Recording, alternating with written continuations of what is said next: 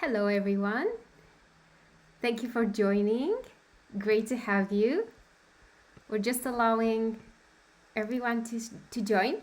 In the meantime, could you please let me know if you can hear me well, if you can see the slide?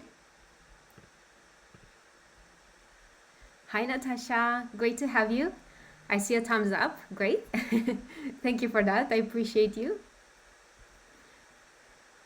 Oh, good. Thanks, Agnes. Thanks for the smiles, Jane.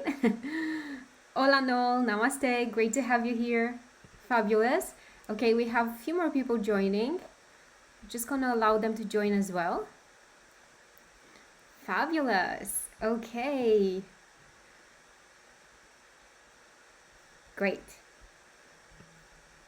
All right. So, welcome everyone to Healing Relational Burnout, Restoring Balance when you give more than you receive. So, it's great to have you here tonight. And this topic is a topic very dear to me because I have experienced relational burnout quite a few times now.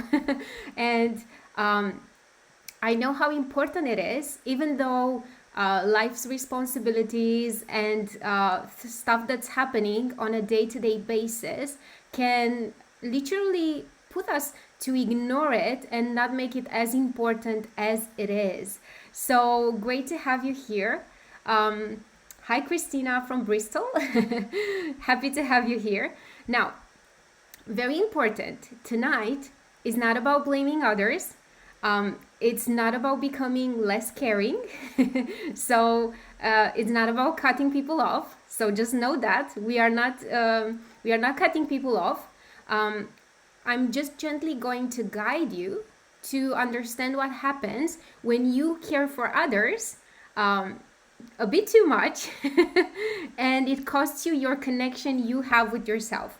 And so what I love to say is balancing the giving and receiving so that giving doesn't drain you, and so that you can have capacity and you can allow yourself to receive as well. Because when we just give, at some point the tank gets empty, we ignore our own needs, and once the tank is empty, we build resentment, and we don't really have capacity to receive back, and so we become depleted and resentful. So we don't want that to happen. So welcome to this session. Can you please let me know where are you joining us from tonight? Let me know in the chat. Where are you joining us from tonight?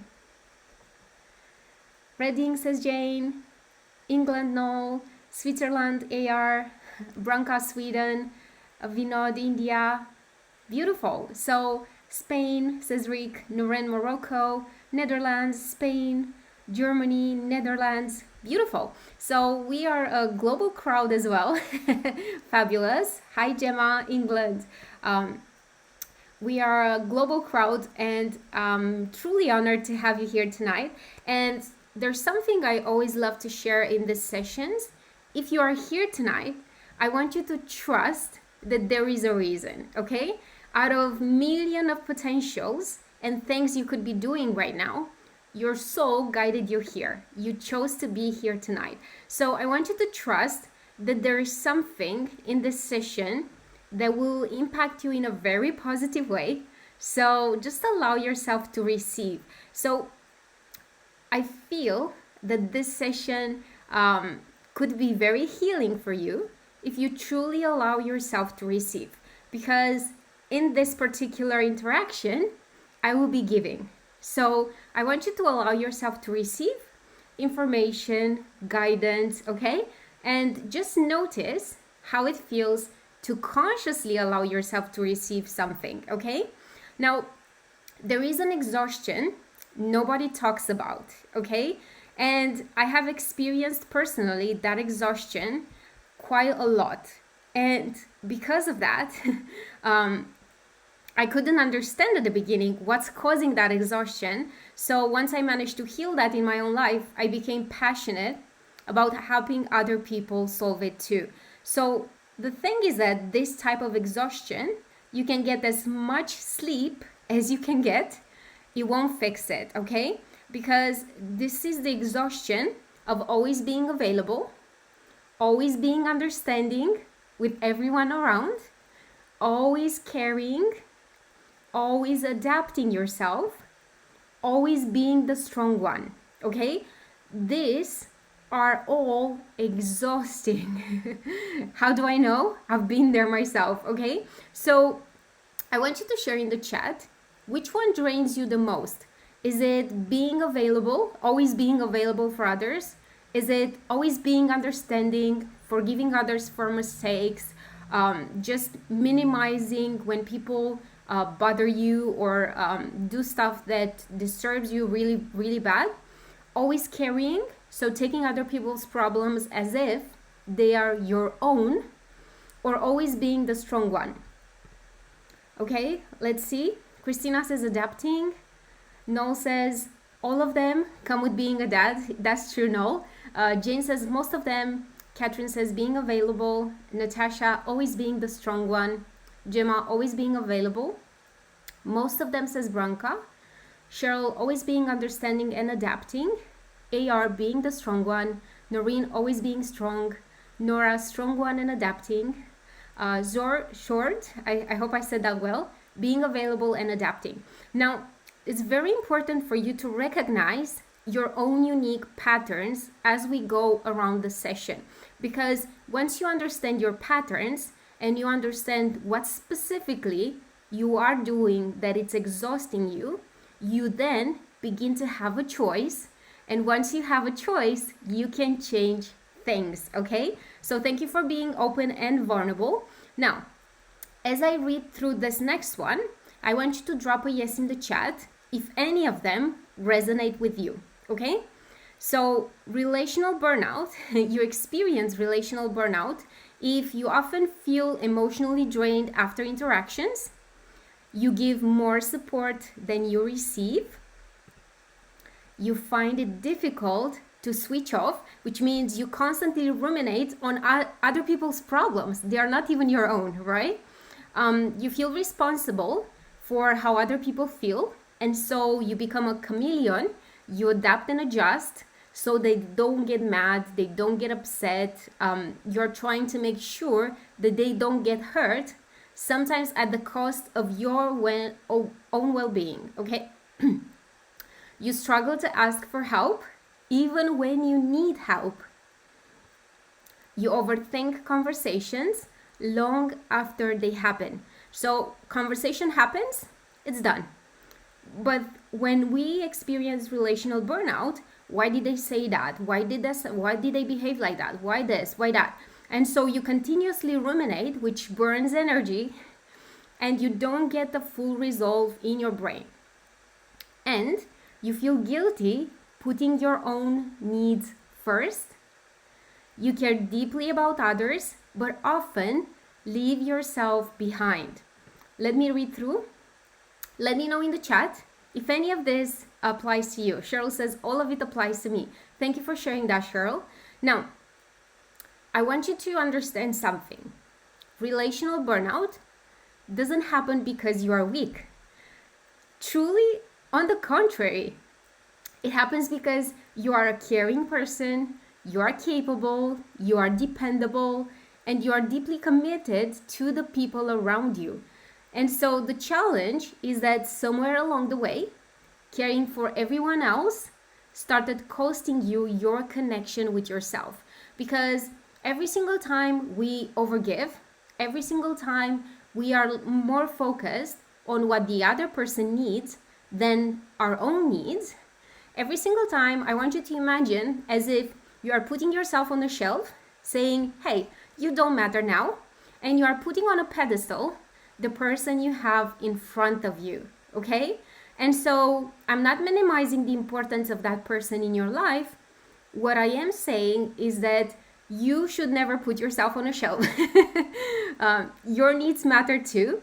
So the balance comes when you bring your needs back from the shelf and you have that person here and you can hold that relationship while honoring your needs at the same time, okay? So I want you to share in the chat Which one resonates more strongly with you right now? Which one, if you are to pick one and say, that's me, again, this is a safe space, so vulnerability is a plus. Just notice which one sounds more like you. You feel responsible for other people, you give more support than you receive, you feel guilty when you put yourself first. What is it? What do you feel like? Hey, this is me. Okay? Cheryl says overthinking. Jane, all of them. Noel says more support than I receive. Christina, switch off. Nora, currently overthinking conversation. Mandy says most of them. Thank you all for your vulnerability. Noreen says, I can't completely relax. That's more common than you think, Noreen. So thank you all for your vulnerability. Very important for us to be honest and say, hey, this is me, because that's when we can start changing it, okay? Now, our journey together and what we will be exploring tonight. The session is designed to help understand what is really happening beneath the exhaustion. Because if you are here tonight, that exhaustion is real. You would have found excuses, something would have sabotaged you from truly coming online. So if you manage to come in, I promise you that exhaustion is real and something needs to change. And not only that, you're also ready for that shift, okay? So I will be showing you how to restore balance from the inside out, because everything that's happening the outside is just a result of the imbalances that are happening inside, okay? Now, our journey together. Cheryl says I'm breaking up. Can you guys let me know in the chat if the connection is stable? Can you still see me, hear me? Okay. A lot of you said fine. Okay. Cheryl, it might be on the internet then, because everyone else says they're okay. Thank you guys for sharing. Just wanted to make sure we are good. Okay. Now, I will also be recording this session, but there is a real value in you being here, attending, participating, being vulnerable, and being in the field with us, okay? We are all beautiful human beings working together to solve a common challenge. You've already noticed in the chat, you are not alone. There are a lot of people struggling with the same challenges, okay? So first thing we're going to do is understanding relational burnout. Second thing we're going to do is understanding the pattern. There's a specific pattern running on the background, okay? Every single time you are experiencing relational burnout, there's specific stages that happen internally, and that's why you keep recreating the same pattern. And part 3, you're going to love. We are going to begin the shift.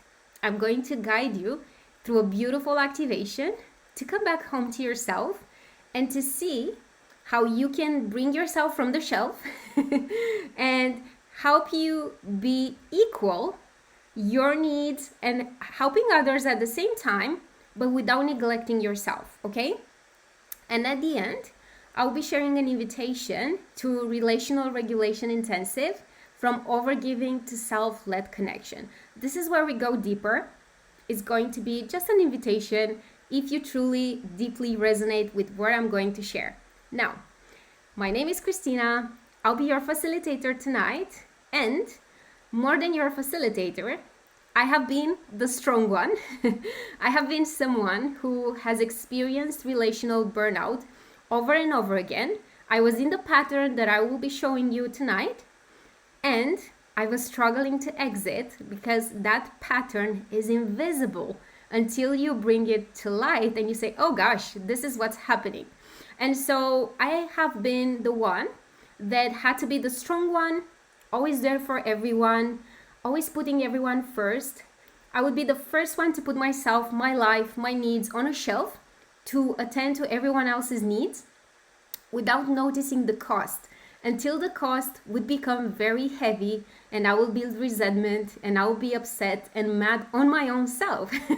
And so I had to deconstruct the internal structure, what was happening inside of me that was generating these experiences. They were so draining, so unsatisfying, and so exhausting, to be honest.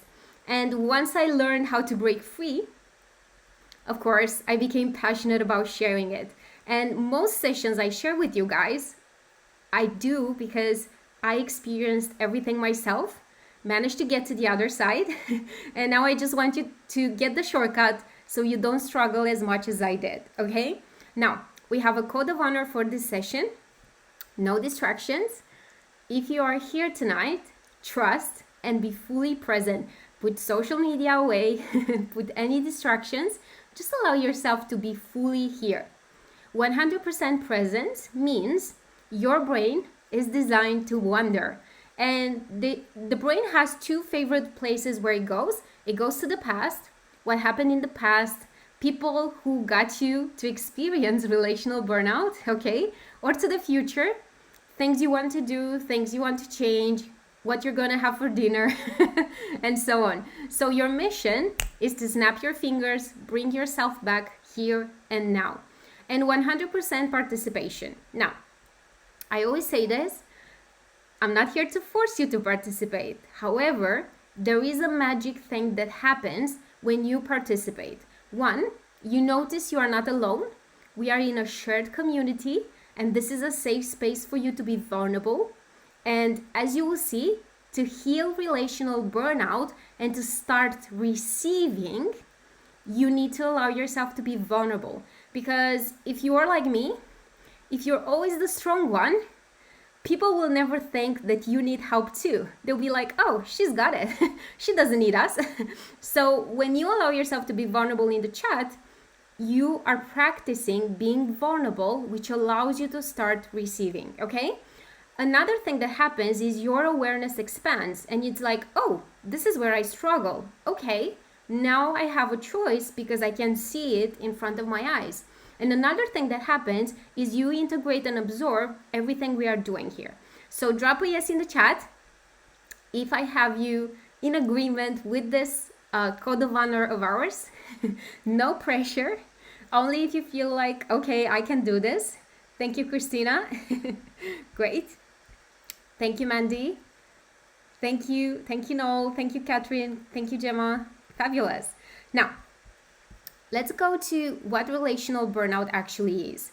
Relational burnout is literally a depletion that happens mentally, emotionally, energetically, and also physically when connection repeatedly requires self-abandonment, which means you put other people first, their needs, their wants, everything they want from you, to the point where your battery of giving, your ability to continue to give them, drops very significantly, to the point where you have no resources to continue to water them, okay? And it's not because you care too much, which might be very simple to say, oh, I think I care too much. It's because you've learned to disconnect from yourself to stay connected to others. So what's happening underneath that is if I don't continue to give them, they will abandon me. If I don't continue to give them, they will stop liking me. If I stop continuing to give them, I will be dismissed, right? So what's happening is, let me just put myself on the shelf and let me just prioritize this person, because if I do, I will get connection and belonging, okay? Now, the problem isn't caring, okay? The problem is disappearing while you care. Why? Because I can't care for this person while I also attend to my needs. When we experience relational burnout is I care for this person and I don't care about the other person here, me, okay? So I put myself, I don't matter. Let me focus and help and attend to what they need, okay? So the problem is that you disappear, you literally dismiss your own needs, your wants, your truth, so that you can attend to the other people, okay? Now, there are specific symptoms when you experience relational burnout, and again, I want you to be very honest and vulnerable, and just notice if anything resonates or applies to you, okay? You are overthinking conversations. Some of you already mentioned that in the chat. You feel responsible for others. So let me help you understand something. As someone who felt very responsible for everyone else's life, even more responsible for their life than my own, okay? Every single time you feel responsible for someone else's life, what you're doing is saying, my life doesn't matter, let me help you fix yours. Difficulty switching off, which means you are constantly thinking about them, what they want, what they need, how to attend to them. Guilt when resting, resentment without understanding why, because technically they never did you anything wrong, right?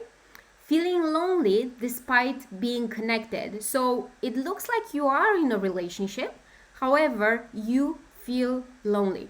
And the reason why that happens is because connection, it's a beautiful dance of giving, of receiving, and receiving. When we experience relational burnout, it looks like me giving, giving until I don't have any battery left. Then resentment, running away. That's how it looks like. So I want you to check in with yourself and notice which one feels more familiar. What's the first one that you feel like, oh, this is definitely me? Let me know. Okay, Noel says overthinking. Thank you for sharing, Noel. Kosi says all the above. Catherine, feeling lonely despite being connected. Okay. Noel, resentment. Jane, all. Responsible, says Mandy. Difficulty switching off. All, says Cheryl. Resentment, says Branka. Overthinking. Nora says resentment and overthinking. Gemma says feeling lonely and responsibility. Short, responsible. That's great awareness right there. Thank you all for sharing. Now, let me help you understand what's happening underneath the surface, okay? There's specific relational burnout cycle that leads to resentment that so many of you have shared, okay? So what happens is we all want connection. Can we be in agreement with that? We are meant for connection. So even when we say, I want to be alone, that's not truly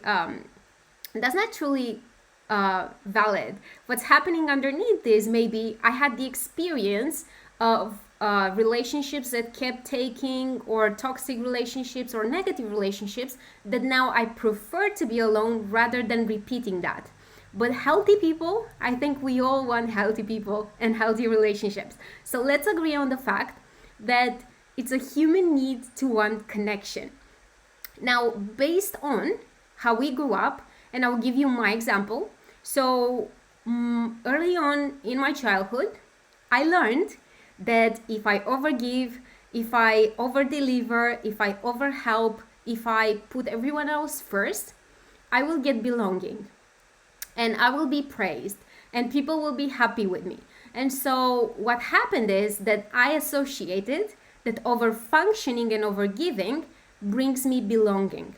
Now, what I didn't know is that I brought all of this with me in my adult life, and I reached burnout very fast. Why?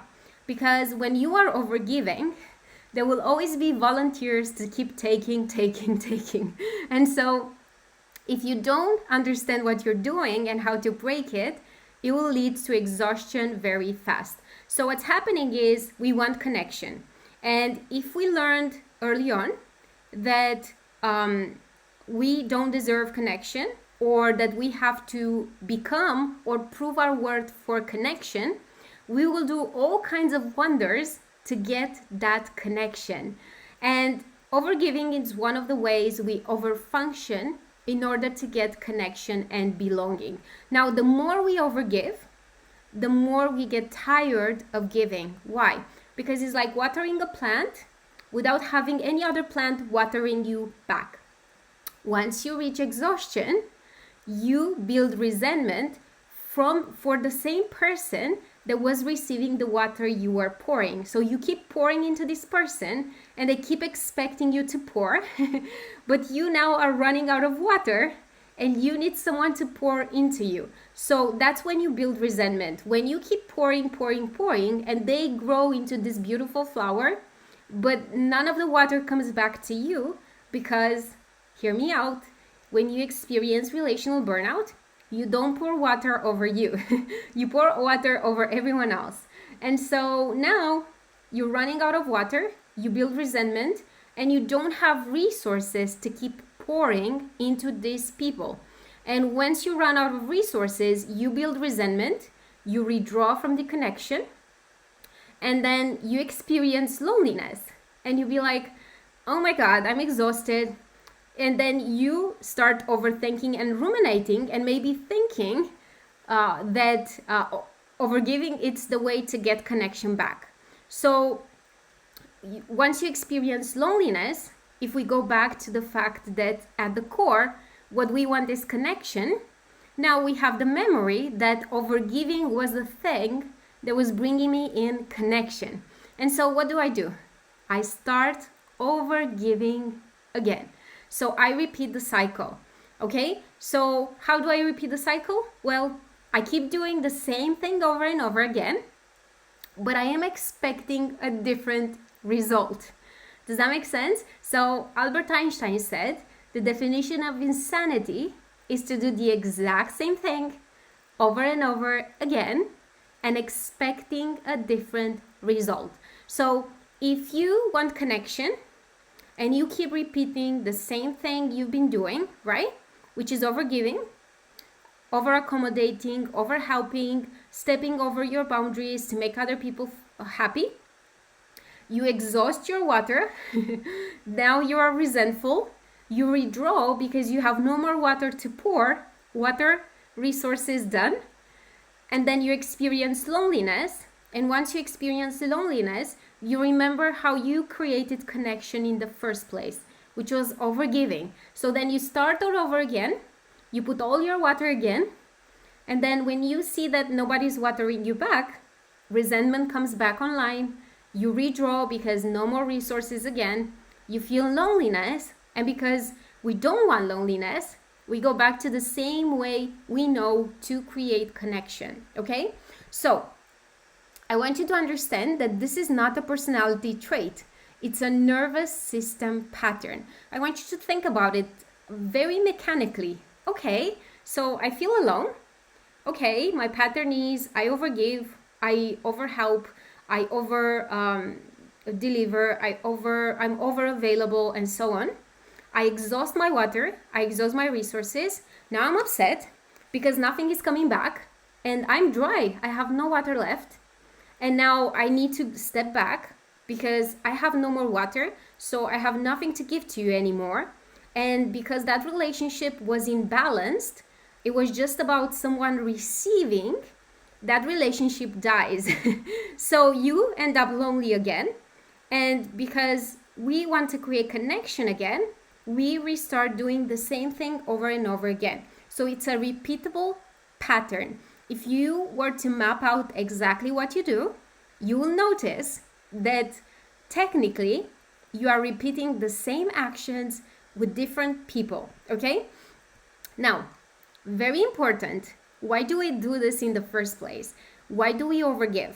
Now, there is a survival pattern underneath that, and that survival pattern has been very useful in childhood because it helped you feel safe.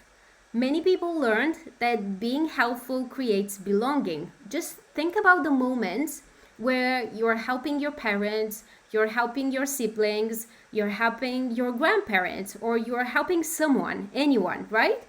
You felt like you belong. Oh, I'm useful, therefore I belong here. Being needed creates safety. Now, this goes specifically in relationships very well. We feel like if somebody needs me, they won't leave me. There's a very transparent, or let's say invisible link, where people believe that if they need me, they won't abandon me. If they need me, I am safe, okay? Pleasing avoids conflict. So if they want something, you don't want that because you are afraid of conflict, You now agree with something that you internally disagree just to avoid conflict. And carrying creates worth. So if you take more load, if you take on being the strong one, if you take on helping everyone around you, you feel like, oh, I'm someone important. I am someone people come up to. And if people come to you, they come for the water. But you have limited amounts of water and you need some of that water too, okay? What once helped you belong may now exhaust you. Why? Because in childhood, we were doing this unconsciously to get approval, to get safety. But as adults, we have choice now. And when we don't realize that we have a limited amount of water and we are using it to pour it over everyone else, we will become exhausted. Because I want you to imagine, once you are in the desert with no water, you have nothing else to give. And so a lot of people who are very capable, high functioning people, struggle to receive support. And there is a hidden cost of being the strong one. And I have to say this as labeled the strong one, the person who always helps, always sorts, always gets everyone out of trouble. And my identity was around whatever stuff happens, I will be the one handling it because I can. And don't get me wrong, I can handle things. That doesn't mean I should handle everyone else's problems. So I want you to just look at my life pattern and see if you can recognize. So I would be exhausted managing hundreds of people in London. And at the end of the day, I will have people reaching out for help. And this was a daily basis. So at the end of the day, where I already served hundreds of people from morning up to evening, I would have additional people reaching out for support, okay? And what I would do is I would ignore my exhaustion. I would ignore my needs in that moment for peace, space, nap, rest, food. And I would prioritize their problems. So I would put myself on a shelf and I'll be like, what do you need? Let me help you. And I want you to see how drastically I've changed now, where if people reach out in the same context, I will allow them to share the problem. So again, it's not about ghosting people. I don't do that. I've just changed how I relate to their problems. So I'm still in the relationship. I still listen to them and I don't take on their problems. So if someone comes now and asks for help, they tell me their problem, I listen, and instead of me problem solving and behaving as if their problem is now my problem, which used to be my pattern, I now ask them, okay, and what are you gonna do about it? So I'm here with you, I am listening, and what are you going to do about it? Because is that my problem? No. That is their problem, their lesson, their challenge, and I have my own problems, my own challenges, my own lessons. So when you learn to preserve some of that water, you can still be in a relationship without taking their load as if it's yours, okay? So when you are the strong one, what's happening is you are reliable. That's why people come to you. You are resourceful. So when stuff happens, you can still have a smile on your face and say, okay, let's deal with it. You are independent because you learned early on that you cannot depend on the adults around you. And so you had to be independent so that you can survive. You are emotionally aware. So you understand there's a cost for everything people are going through. But you have to understand that that's not your problem, okay? And you're used to handling things yourself. Now, over time, competence becomes identity. So we identify ourselves as the strong one, the one who is very capable, the one who can handle anything. But the one who can handle anything, who is constantly pouring into others, becomes someone who doesn't have any resources to handle anything in their own life. So then your identity becomes a trap. So being the strong one makes you be silent about your needs, makes you be less vulnerable about what you truly need, makes you less likely to share your needs and ask for help. And so that identity becomes a trap. Why? Because even if you are the strong one, you still need someone else to be there for you too. We are humans, okay? So when you've spent years of being the helper, the problem solver, the responsible one, the strong one, receiving can start feeling uncomfortable. Why? Because you have been the go-to for everyone who was struggling. And so you now believe, if I'm the strong one and they come to me, who can I go to for support? Okay? So it's not because you don't want support, because if you are here, we know that we all need and want support every once and again, no matter how strong we are. It's because your system learned, okay, so if I let go of being the strong one, who will be the strong one for me? Who will hold everything together? And so your nervous system believes that now you have no choice than keep being the strong one, keep being the helper, being the giver, because who else is going to do it? Now, here's the deal. Something I had to learn the hard way. The stronger you become externally, the harder it can feel to reveal what support you need internally, okay? So if people perceive you as being the strong one, and it's very easy for people to perceive you like that. You never ask for help, you never complain, you never share what's truly going on, you never speak up for yourself, you never ask for support. People will be like, oh, they're fine. They never need anything from me. And then, therefore, you now feel like, okay, people will look down to me now if I reach out for support because they see me as this big picture, this big person who has everything figured out. Now, I want you to be very honest and vulnerable, as you have already, and share in the chat which feels more uncomfortable for you. Is it asking for help or truly receiving help? Let me see. Kosi says receiving help. Natasha asking. Agnes both. Noel asking. Branka asking. Jane asking. Catherine asking. Nora receiving help. Jorad asking. None of them says Noreen. Receiving help. Mandy and Gemma asking, but also receiving to some extent. Thank you for sharing that. Again, very important to notice. Why? Because asking is the first step for the relationship to be able to start being balanced, okay? So if you keep pouring into someone, but you never ask for support, and they never ask if you need anything, and sometimes it may be because externally you look like the strong one, and they believe you have it all figured out, and there's nothing you need to do, there's nothing they can help you with, right? Once you start asking for help, that opens the door to see if that relationship can be mutual. Now, if you struggle with receiving help, very important to notice, why am I struggling to receive help? What part of me doesn't feel worthy of help and support, okay? Because again, if you have this identity of the strong one or overgiver, receiving help is not familiar. What is not familiar to your nervous system can look dangerous, okay?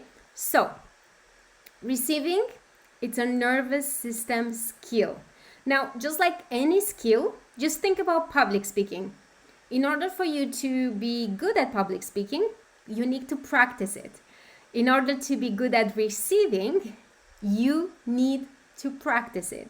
So if you've spent years just giving, pouring into others, your nervous system becomes familiar with giving. Oh, so what you practice, you become very good at. So imagine if you practiced only giving, you are now very good at giving.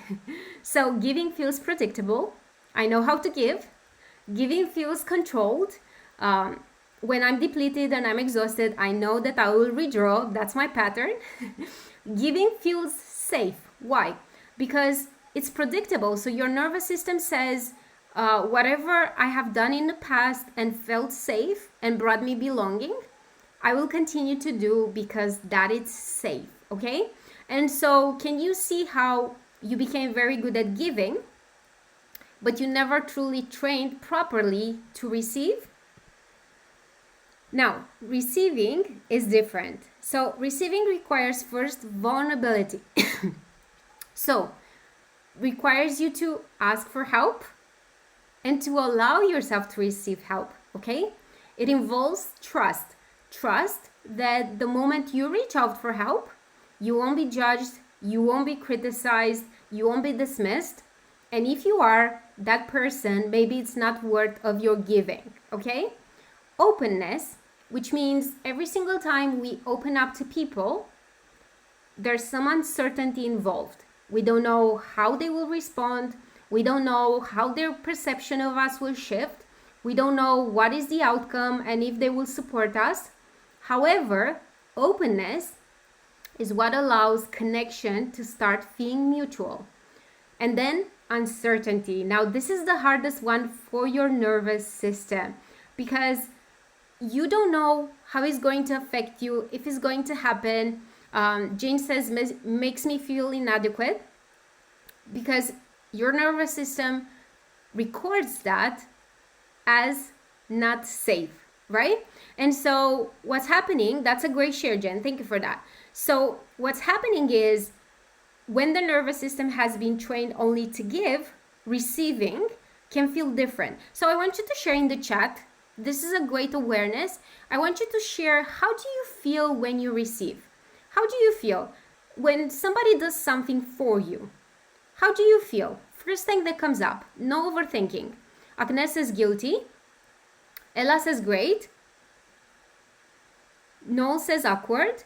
Now that's very important awareness. Short fails, it feels like I'm not worthy sometimes. That's data, okay? Very important, okay? Christina says, I feel seen and they feel scary. Very important data. I want you guys to acknowledge the answers you have because they're good information to see what your nervous system associates with receiving, okay? So it associates guilt, it associates awkwardness, it associates all kind of things, uncomfortable, right? Or you feel seen and it's scary. And so a lot of you said uncomfortable too. So that's important information. Why? Because next time someone tries to receive, next time someone tries to give you, I want you to be aware of the pattern and consciously shift it, okay? So if you feel uncomfortable, I want you to be noticing, okay, I'm feeling uncomfortable because I'm normally the one who gives. I'm feeling awkward because my pattern has been giving, giving, giving. I'm feeling guilty because now I feel I owe them something back. I feel seen and that feels scary because now I don't feel as invisible and I don't really know, my nervous system doesn't know what this means, right? And so Kosi says, I ask why. Why do you want? What do you want? Now, Kosi, that specific thing happens when you have been trained, your nervous system has been trained that people who offer you stuff want something back. So again, these are just nervous system training and responses that we can retrain, okay? And Gemma confirms, same here, suspicious of why they are giving. Now, Gemma, Kosi, and everyone else, can you agree that people can have no agenda and might just enjoy giving in that specific day and you would still be suspicious, but that doesn't have to do with the act, but it has to do with your own unique pattern? So just think about it. I did a challenge, 30 days of random acts of kindness in London 2 years ago. And every single day I went on the streets in London and I would just randomly give something to people. So I would go to Starbucks, for example, And I would just pay for someone's coffee randomly, just for the fun of it, just to see reactions and all of that. And so some people were unable to receive. Some people were very happy to receive. Some people were suspicious, just as you guys share, like, what do you want in return? And I literally didn't want nothing. I was doing it for, it was like a social experiment for me. And I was doing it to see people's reactions and to understand what's happening on the receiving end, as someone who has been a giver and has learned receiving too. And so what's happening here is that whatever people do and whatever they give you, how you interpret that has nothing to do with their intent. Does that make sense? So they can have the purest intent in the world. If you feel guilty when you receive stuff, you will feel guilty even if their intent was pure. If you feel uncomfortable or receiving, you will feel uncomfortable even if their intent was pure. They don't want anything from you. You'll never see them again. Just going back to my example, right? I didn't know that person. I would never see her again. She was a mom with a baby, and she wanted my number to buy me a coffee the next time. Okay, which shows how unable we are to receive a random random act of kindness from a stranger. So what I'm here to tell you is that how you feel about receiving has nothing to do with the person that it's giving. And this is where we need to work on ourselves so that receiving feels, oh, thank you, done. No explanations, no stories, no dramas, okay? We just take it, we move on, okay? Now, many people don't struggle because they don't deserve support. They struggle because support feels unfamiliar. A random stranger giving me coffees, for that specific person, was unusual. Now, for me, which I consider myself very lucky and open, ever since I got to London and I was really unfamiliar with everything there, my beginnings were very positive. So I would go to a Pret, order for coffee, they would give me for free and say I paid with a smile. I would go in the underground and find like cash. I would go in restaurants and people would give me something from the house because they love my energy. And so I learned through that, maybe that was the way of the universe helping me balance receiving. But now receiving has become so familiar that if I'm in a coffee shop and they just want to give me the coffee for free, I'll just say thank you and move on. I don't become suspicious. I don't become guilty. I don't even care anymore. I'm just saying thank you and I just mind my day. So when we struggle to receive, it's because support feels unfamiliar. And the nervous system misinterprets unfamiliarity for danger. Just think about when you're suspicious. Why would you be suspicious? It's because your nervous system says, danger, we don't really get stuff. Nobody truly helps us. Danger, danger. But in order for us to break that pattern, we need to listen to the danger and receive anyway, okay? Now, sometimes what we want most is exactly what our nervous system the least practice receiving, okay? So we want support, but because we don't have the reps in, we don't have the training of receiving, we are afraid so we want to receive, but then we feel awkward. We want to receive, but then we feel uncomfortable. We want to receive, but then we feel scared. We want to receive, but then we feel guilty. And so it's not a problem of the people who may want to give us, right? It's the fact that we need to train the system to open up and relax around receiving. So this is the pattern that most people miss. And we are going to go in the activation right after this one. Self-abandonment. It can sound dramatic. It's like, I'm not abandoning myself. I'm always with me, right? But the truth is that self-abandonment is very invisible, okay? You're saying yes when you want to say no. People invite you somewhere or they ask for your help. You don't have resources and you say, yeah, sure.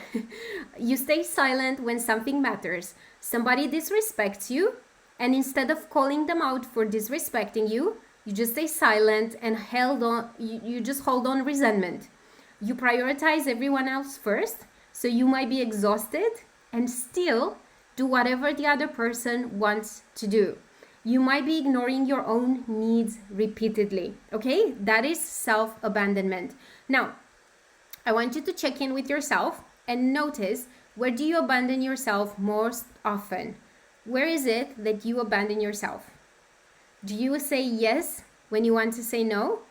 Do you allow people to disrespect you and you stay silent? Are you prioritizing everyone else? Are you ignoring your own needs repeatedly?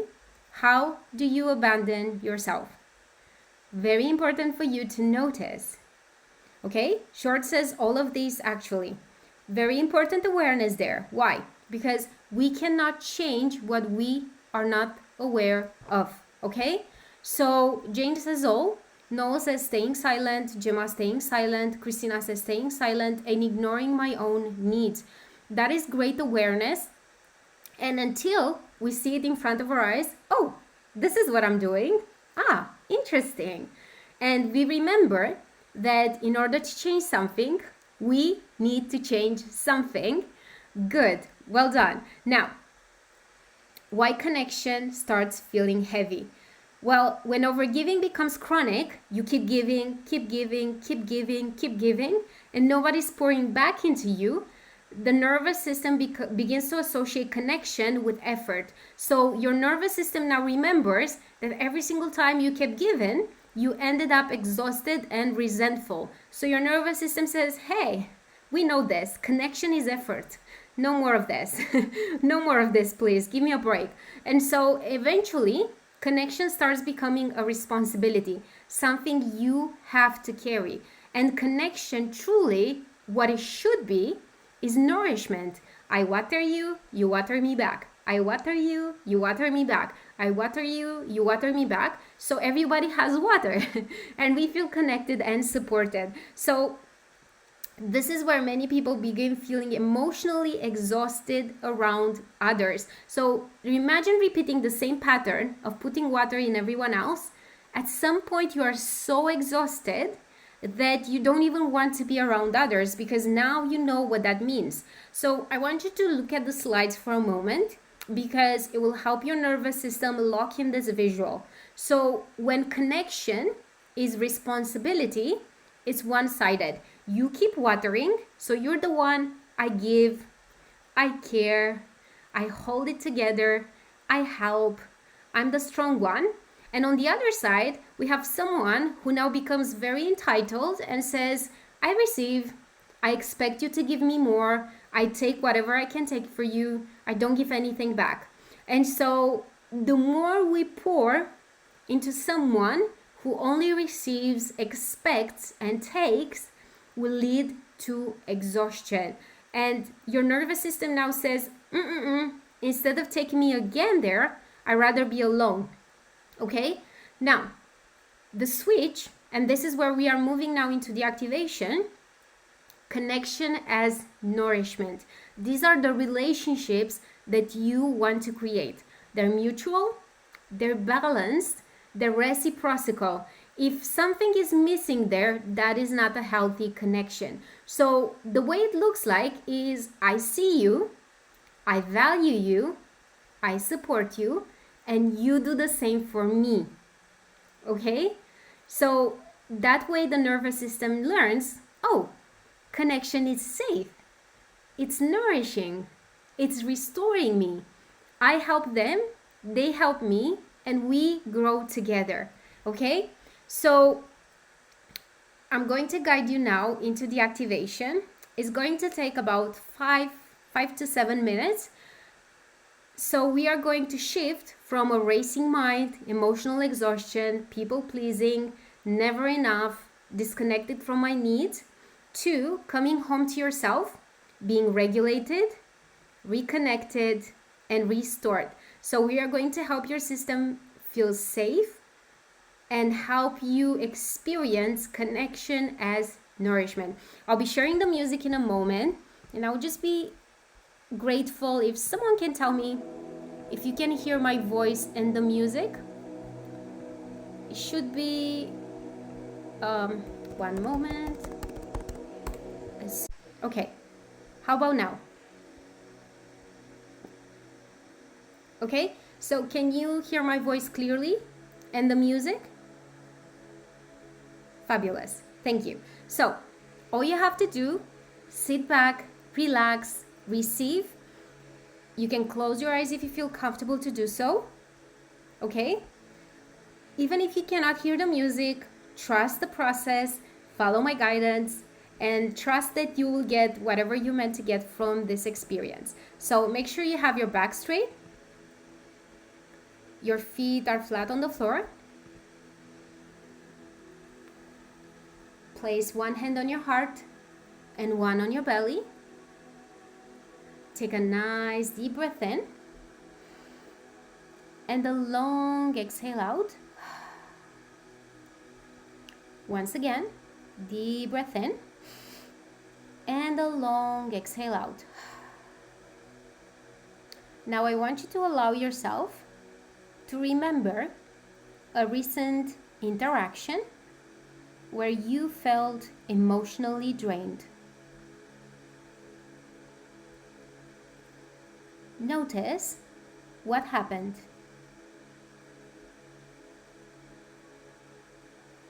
Notice what you gave.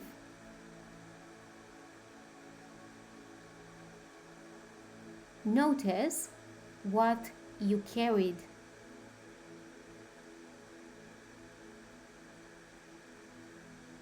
Notice what responsibility you took on.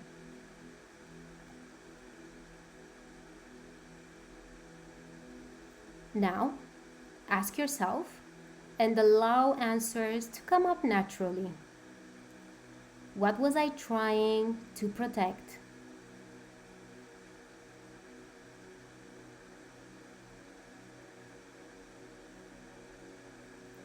What was I trying to earn?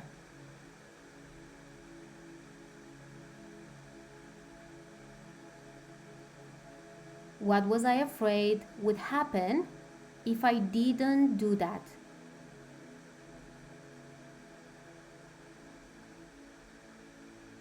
Now, imagine gently returning all responsibility that was never yours to carry. The fixing, the rescuing, the managing, the emotional labor, the outcomes, the expectations. Allow yourself to hand them back. Not with anger, not with blame, simply with awareness. Feel what becomes lighter. Now gently tap your hand over your heart and tap your hand over your belly and repeat, I can care without carrying.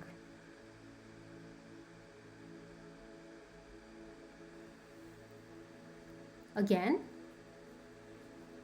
I can care without carrying.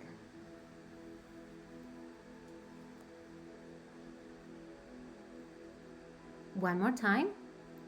I can care without carrying.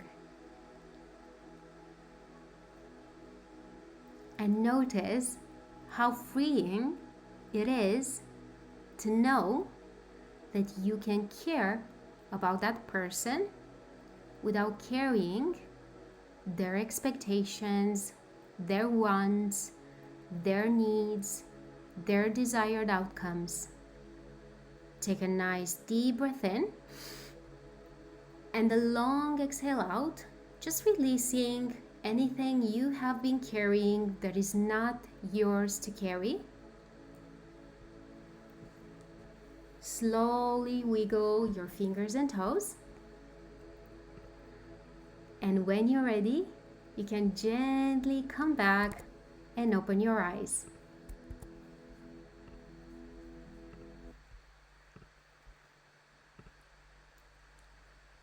Now, what just happened there is many people don't realize how much emotional weight they are carrying. And awareness is the first interruption, because if we don't have awareness, we don't have choice. Now, let me know in the chat, what did you notice in this short activation? What was your experience? Let me know in the chat if you managed to connect and if you managed to notice anything. Agnes says, I wanted to cry. Noel said relief. Short says 20 kilos fell off my shoulders. Beautiful, beautiful. Catherine says release. Christina says big breath of relief towards the end. Noreen says short yoga relief. Nora says release. Beautiful, beautiful. Now, the shift is from I must carry everything to the new pattern that is I can stay connected without carrying everything. Okay, Kosi says tension on my body is gone. Beautiful. That shows that you were carrying emotional weight that was not yours to carry. Now, healthy connection is not the absence of care. It's the presence of self. I want you to go back to my example. So when someone reaches out for help, I don't take their problems as my problems. I can be with them, so I'm not dismissing them. I'm not dismissing their experience. However, I am passing the responsibility back to them, because people will be very glad to put their problems onto you, because now they don't have to carry it. But guess what? You are carrying it for them. And so we don't want that. We want you have enough to carry on your own, okay? So tonight we identified the pattern. Awareness is the beginning. Most relational patterns are not stored in the mind. They live in the nervous system. And that means that lasting change requires practice, embodiment, repetition, and integration. And this is the invitation I was mentioning at the beginning. I will be sharing the link in the chat. This is just for those of you who feel called to go deeper, who are decided and determined to shift this at a core level. They are done and they just want to shift it. And they just want to create that change, make it lasting, and to be in a place where they lock in the change and this never happens. The same pattern never happens again. And so if you feel cold, this is the invitation. Inside the intensive, we go deeper. And we are going to retrain your nervous system patterns that create this, okay? So we will explore in there why overgiving becomes necessary, how to stop carrying responsibility for everyone else, how to stay connected without abandoning yourself, how to experience safe connection in your body again. And everything we do there is through deep regulation work, embodiment practices, and immersive activations. Now, on top of that, you will understand why receiving feels unsafe, and we will shift that at a nervous system level, how to stop overfunctioning, how to regulate in relationships, how to build self-led connection. So what we are doing in the intensive is we are consolidating the awareness you got today. We go to deeper repatterning so that the shifts stay with you. And then we go to embodiment. You will also get a workbook to start implementing. You'll have a challenge there to implement it in the following weeks so that it sticks with you.